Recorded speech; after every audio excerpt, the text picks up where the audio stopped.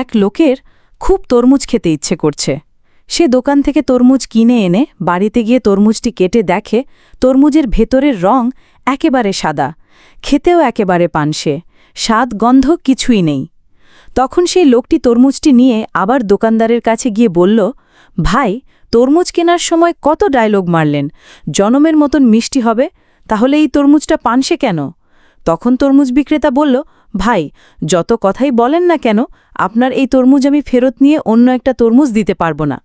বিক্রেতার এই কথা শুনে লোকটি তরমুজের দোকানের সামনে একটি চাদর বিছিয়ে বসে গেলেন। যখন কেউ ওই দোকানে তরমুজ কিনতে আসে, তখনই পাশ থেকে সেই লোকটি জোর গলায় বলতে থাকে, ভাই, তরমুজ তো কিনবেন ভালো কথা, কিন্তু তার আগে তরমুজের নমুনা নিজের চোখে দেখে যান। সবাই তরমুজের নমুনা দেখে তরমুজ না কিনেই বাড়ি চলে যায়। আর এইদিকে তরমুজ বিক্রি করতে না পেরে তরমুজ বিক্রেতা তো পড়ল মহা বিপদে। কি আর করার, বাধ্য হয়ে তরমুজ বিক্রেতা তার তরমুজের টাকা ফেরত দিয়ে লোকটির কাছে ক্ষমা চায়। বন্ধুরা, ব্যবসা হালাল, কিন্তু ব্যবসার নামে মানুষের সাথে প্রতারণা নয়। ধন্যবাদ বন্ধুরা, ভালো থাকবেন।